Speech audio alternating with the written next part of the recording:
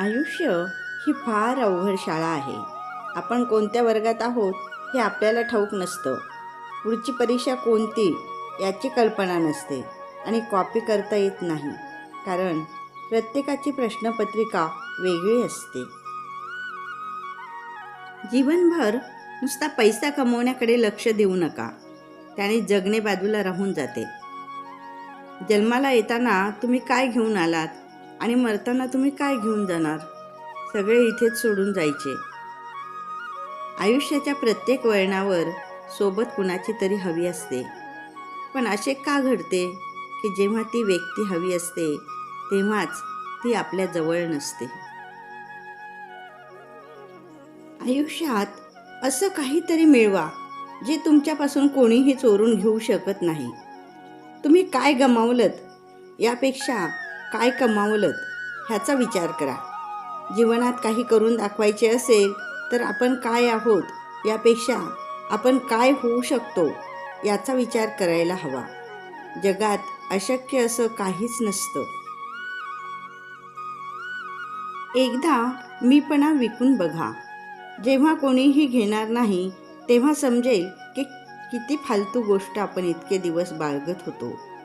विचार असे मांडा की तुमच्या विचारांवर कुणीतरी विचार केलाच पाहिजे. नातं कुठलंही असो, मनापासून मारलेली प्रेमळ मिठी अनेक घावांचं दुःख दूर करते. जिथे आपुलकीचे 4 शब्द काम करू शकतात, पण त्यापेक्षाही अधिक बोलून जातो तो तुमचा प्रामाणिक स्पर्श. अहंकाराचा नाश तेव्हाच होतो जेव्हा आपले शरीर हेच आपले मन आहे हे आपण विसरून जातो. आपले लक्ष साध्य विसरू नका, अन्यथा जे काही मिळाले तेवढ्यावरच संतुष्ट राहण्याची सवय लागेल. आपल्या दुःखाचे कारण कोणतेही असले तरी दुसऱ्याला इजा करू नका. जे आहे त्यातच समाधान मानले तर काम, क्रोध आणि लोभ त्यात नष्ट होतात. कर्तव्याची दोरी मनाच्या पतंगाला नसेल तर तो कोठेही फडफडत जातो. कर्तव्याचे बीज हे नात्याच्या झाडाला बळ देते. कला अशी पाहिजे की जी लाखो लोकांशी बोलू शकेल. कविता म्हणजे भावनांचं चित्र. काट्याविना गुलाबाचा कोमलपणा व्यर्थ असतो. काळजाची प्रत्येक जखम भरून येते, कारण काळ दुःखावर मायेची फुंकर घालत असतो. कुठल्याही कामाला अंतःकरणाचा उमाळा लागतो. कोणतीही चांगली कृती प्रथम आपण करावी, मग इतरांना सांगावी. कुणाची मदत करत असताना त्याच्या डोळ्यात बघू नका, कारण त्याचे झुकलेले डोळे तुमच्या मनात गर्व निर्माण करू शकतो. खोटा मान, खोटी ऐट सोडा, म्हणजे तुम्हाला काहीही कमी पडणार नाही. गेलेल्या संधीबद्दल रडत बसण्यापेक्षा येणाऱ्या संधीचे स्वागत करा. चिंता ही कुठल्याच दुःखावरचा उपाय होऊ शकत नाही. चुकीचा व्यवहार माणसं तोडतो, म्हणून तो सत्याने आणि सन्मानाने करा. चेहरा हा आपल्या व्यक्तिमत्वाचा आरसा असतो. जग भित्र्याला घाबरवते आणि घाबरवणाऱ्याला घाबरते.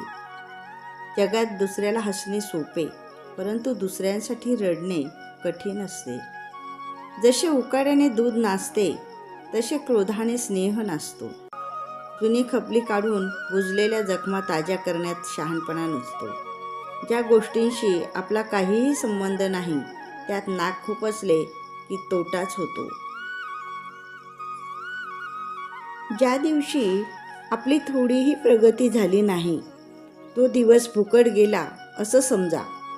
दया ही अशी भाषा आहे की ती बहिऱ्यालाही ऐकायला येते आणि मुक्याला देखील समजू शकते. दुःख कवटाळत बसू नका, ते विसरा आणि सदैव हसत राहा. दुबळी माणसे रडगाणी गाण्यासाठीच जन्माला आलेली असतात. दुसऱ्यांच्या गुणांचं कौतुक करायलाही मनाचा मोठेपणा लागतो.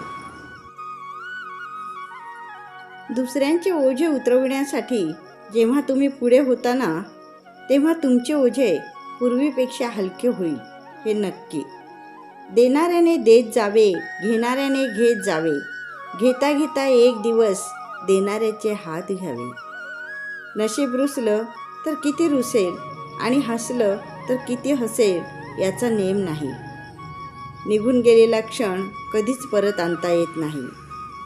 पुढचा आपल्याशी चांगला वागेल या अपेक्षेने त्याच्याशी चांगलं वागू नका. तुम्ही चांगले आहात हे जास्त महत्त्वाचे आहे. बाह्य शत्रूंपेक्षा बऱ्याच वेळा अंतर्शत्रूंची अधिक भीती असते. बुद्धिमत्तेपेक्षा चारित्र्य केव्हाही श्रेष्ठ असते. मनाची श्रीमंती ही कुठल्याही श्रीमंतीपेक्षा मोठी असते. माणसाचं छोटं दुःख जगाच्या मोठ्या दुःखात मिसळून गेलं की त्याला सुखाची चव कळते. माणसाचा सगळ्यात मोठा सद्गुण म्हणजे त्याची माणुसकी. माणसे जन्मतात आणि मरतात, पण विचार मात्र जन्मतात आणि कधीच मरत नाहीत. माणूस म्हणजे गुण व दोष यांचे मिश्रण आहे. मोहाचा पहिला क्षण ही पापाची पहिली पायरी असते. लज्जा हा सौंदर्याचा अलंकार आहे. लोक आपल्याबद्दल काय बोलतात याचा विचार करण्यापेक्षा लोक आपल्याबद्दल तसे का बोलतात याचा विचार करा. शब्द हे शस्त्र आहे, त्याचा वापर जपून करावा. शरीराची जखम उघडी टाकल्याने चिघळते, तर मनाची जखम उघडी केल्याने बरी होते. शास्त्र हे असे शस्त्र आहे की याच्या साहाय्याने मनुष्याने निसर्गावर मात केली आहे. सगळेच निर्णय मनाने घेऊ नका, काही निर्णय बुद्धीलाही घेऊ द्या. सद्गुणांना कधीच वार्धक्य येत नाही. समुद्रातील तुफानापेक्षा मनातील वादळे अधिक भयानक असतात. तेव्हा जग फुलविते, पण प्रीती मन फुलविते. फ्रेंड्स, तुम्हाला माझे आजचे हे सुविचार आवडले असल्यास त्याला लाईक करा, शेअर करा आणि हो, माझ्या चॅनलवर नवीन असाल तर चॅनलला सबस्क्राईब पण करा प्लीज. धन्यवाद.